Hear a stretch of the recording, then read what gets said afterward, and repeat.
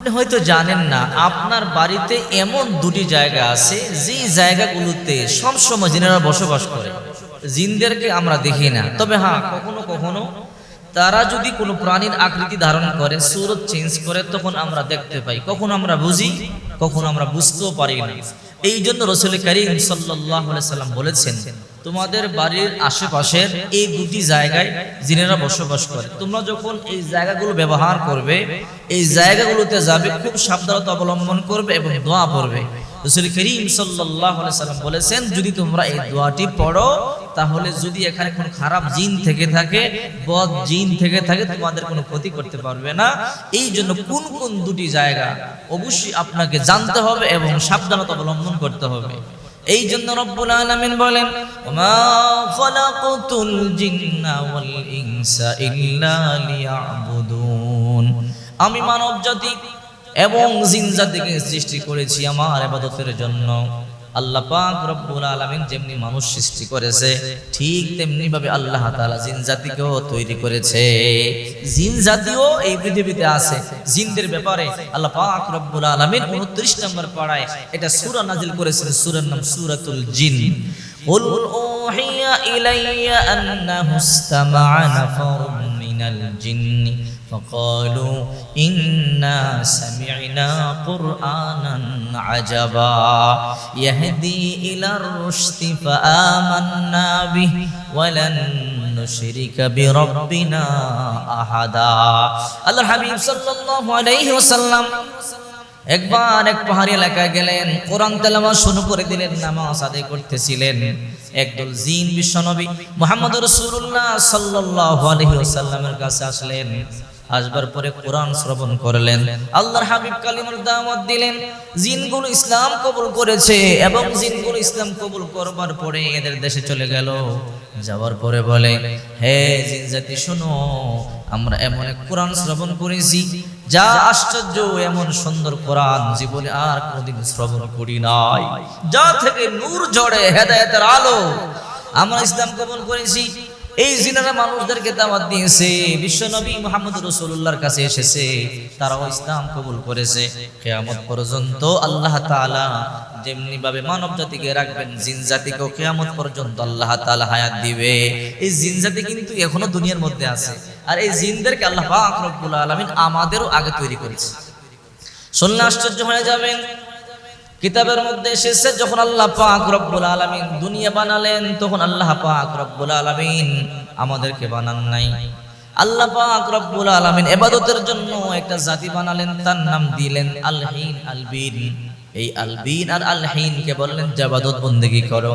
এই জাতি দুনিয়াতে আসলো, এসে ইবাদত বندگی করে না, মারামারি করে, কাটাকাটি করে। আল্লাহ 2000 বছর পর্যন্ত সময় দিলেন। যখন তারা ঠিক হচ্ছে না, আল্লাহ পাক এদেরকে ধ্বংস করে দিলেন। এরপরে পৃথিবীটা আবার 2000 বছর পর্যন্ত স্টপ ছিল। আল্লাহ পাক রব্বুল আলামিন আবার সিদ্ধান্ত নিলেন, দুনিয়ার মধ্যে একটা জাতি বানাবো। জিন জাতি পাঠালেন। জিন জাতি ইবাদত বندگির জায়গায় মারামারি করে, কাটাকাটি করে। আল্লাহ পাক রব্বুল আলামিন 2000 বছর পরে এদেরকে ধ্বংস করে দিলেন। তবে কিছু জিন জাতি রেখে দিয়েছেন। এরপর আল্লাহ পাক রব্বুল আলামিন আবার পৃথিবীতে মানব জাতিকে পাঠালেন ইবাদত বندگির জন্য। আমাদের আগে আল্লাহ দুনিয়াতে জিন জাতি পাঠাইছে, ওই জিন এখনো দুনিয়ার মধ্যে আছে। এই জন্যই তো আল্লাহ পাক রব্বুল আলামিন বলেন, ওয়ালাকাদ যারানা লিজাহান্নামা কাসীরাম মিনাল জিন্নি ওয়াল ইনস লাহুম কুলুবুন লা ইয়াফকাহুনা বিহা ওয়া লাহুম আ'য়ুনুন লা ইউবসিরুনা বিহা উলাইকা কাল আন'আমি বাল হুম আদল উলাইকা হুমুল গাফিলুন। আল্লাহ পাক রব্বুল আলামিন বলেন, এই মানব জাতি আর জিন জাতি জাহান্নামের ইন্ধন হবে। যারা আল্লাহ ইবাদত বندگی করবে না, চোখ থাকতেও চোখ দিয়ে সঠিকটা দেখবে না, কান থাকতেও কান দিয়ে সঠিকটা শ্রবণ করবে না, অন্তর বিবেক বুদ্ধি থাকবার পরও যারা সঠিকটা বুঝবে না, এরা তো চতুষ্পদ জন্তুর চাইতেও বেশি খারাপ। এই জিন জাতি এখনো দুনিয়ার মধ্যে আছে, কিন্তু এদেরকে আমরা দেখি না। বিশ্বনবী মুহাম্মদ রাসূলুল্লাহ সাল্লাল্লাহু আলাইহি ওয়াসাল্লাম বলেন, তোমাদের বাড়িতে এমন দুটি জায়গা আছে যেই জায়গাগুলোতে জিনেরা বসবাস করে। এর মধ্যে এক নাম্বার হলো পায়খানা, টয়লেট, যেখানে আমরা বাথরুম করি, গোসল করি, পায়খানা প্রস্রাব করি, ওই নোংরা জায়গার মধ্যে খারাপ জিনেরা বসবাস করে। এই জন্য রাসূল করিম সাল্লাল্লাহু আলাইহি ওয়াসাল্লাম বলেন, তোমরা তো দেখো না, যদি তোমরা ভিতরে প্রবেশ করো তারা তোমাদেরকে কষ্ট দিতে পারে। এই জন্য যখন তোমরা ঘরে পায়খানায় ঢুকবে, টয়লেটের ভিতরে ঢুকবে, তোমরা দোয়া পড়বে, আল্লাহুম্মা ইন্নী আউযু বিকা মিনাল খুবুসি ওয়াল খাবাইস। আয় আল্লাহ, এই খাবিস জিন জাতি থেকে তোমার কাছে আমি পানা চাই। যখন এই দোয়া পড়ে বাথরুমে ঢুকবেন, প্রস্রাবখানায় যাবেন, তখন এই জিন জাতি আপনার কোনো ক্ষতি করতে পারবে না। এদের অত্যাচার থেকে, এদের আক্রমণ থেকে আল্লাহ পাক রব্বুল আলামিন আপনাকে হেফাজত করবে। এই জন্য যখন আপনি বাথরুমে যাবেন, টয়লেটের মধ্যে যাবেন, সাবধানতা অবলম্বন করবেন, দোয়া পড়বেন, আল্লাহুম্মা ইন্নী আউযু বিকা মিনাল খুবুসি ওয়াল খাবাইস। 2 নাম্বার হলো যেখানে নোংরা ময়লা ফেলা হয়, আবর্জনা ফেলা হয়, যেখানে মাছ কেটে মাছের পানি, মাছের আঁশ ফেলা হয়, অথবা যেখানে আপনার বিভিন্ন তরিতরকারি অথবা আবর্জনা, আপনার খাদ্যের যখন অবশিষ্ট জুটাগুলো যে জায়গার মধ্যে ফেলা হয়, ওই জায়গার মধ্যে জিনেরা বসবাস করে। এই জন্য বিশ্বনবী মুহাম্মদুর রাসূলুল্লাহ সাল্লাল্লাহু আলাইহি ওয়াসাল্লাম বলেন, সাবধান সাবধান, এই জায়গাতে যখন তোমরা যাবে অবশ্যই তোমরা সাবধানতা অবলম্বন করবে। এই জন্য রাতে যখন ঘুমাবেন, অবশিষ্ট জুতা যেগুলো আছে, নোংরা যে সমস্ত বস্তুগুলো আছে, এগুলো ঘরে রাখবেন না, বাহিরে বের করে দিবেন, সুন্দর একটা জায়গার মধ্যে রেখে দিবেন। কারণ এগুলো জিনেরা খায়, যেমন হাড্ডি আছে এগুলো জিনেরা খায়, বিভিন্ন কাটা আছে এগুলো জিনেরা খায়। এই জন্য এগুলো ঘরে রাখলে তারা ঘরেই প্রবেশ করে, ঘরে গিয়ে খায়। আর যদি আপনি একটু দূরে ফেলে দেন তাহলে তারা সেখানে যায়। এই জন্য রাসূল করিম সাল্লাল্লাহু আলাইহি ওয়াসাল্লাম বলেছেন, নোংরা ময়লা আবর্জনা যেই জায়গাতে তোমরা ফেলো, ওই জায়গাগুলোর মধ্যে জিনেরা বসবাস করে। এই জন্য সাবধান, 2টি জায়গায় যখন যাবেন সাবধানতা অবলম্বন করবেন। একটা হলো টয়লেট, আর একটা হলো যেখানে নোংরা আবর্জনা ফেলেন, ওই 2 জায়গার মধ্যে জিনেরা বসবাস করে। আল্লাহর হাবিব সাল্লাল্লাহু আলাইহি ওয়াসাল্লাম বলেন, সাবধান উম্মত, আমি তোমাদেরকে বলে দিয়ে গেলাম, যদি এরপর তোমরা না মানো, মন গড়া চলো, যদি জিনেরা তোমাদের ক্ষতি করে তাহলে আমার কিছু করার নাই। এই জন্য অবশ্যই যখন 2টি জায়গার মধ্যে যাবেন সাবধান, অবশ্যই সাবধান, দোয়া পড়বেন।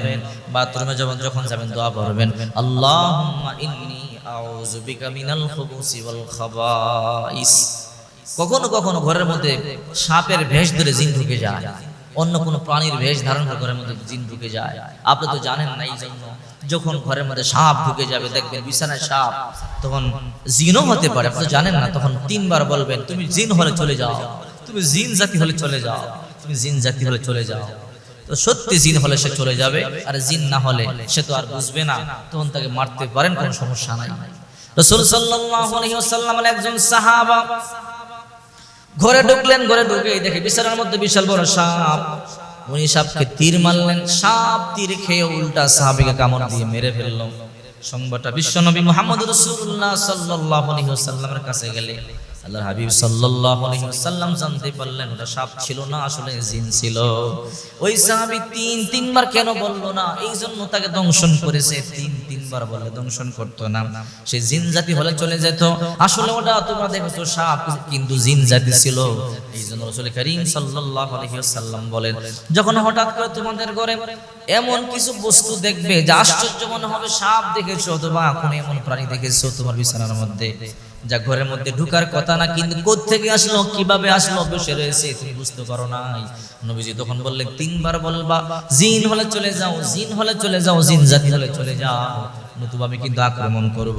জিন হলে চলে যাবে, আর যদি জিন না হয়, সত্যি কোনো প্রাণী হয়, সে থেকে যাবে, তাহলে তাকে তোমরা আক্রমণ করতে পারো।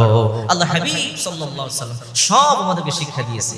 এই জন্য আপনার বাড়ির 2টি জায়গায় জিনেরা বসবাস করে, এই 2টি জায়গায় যখন যাবেন সাবধানতা অবলম্বন করবেন।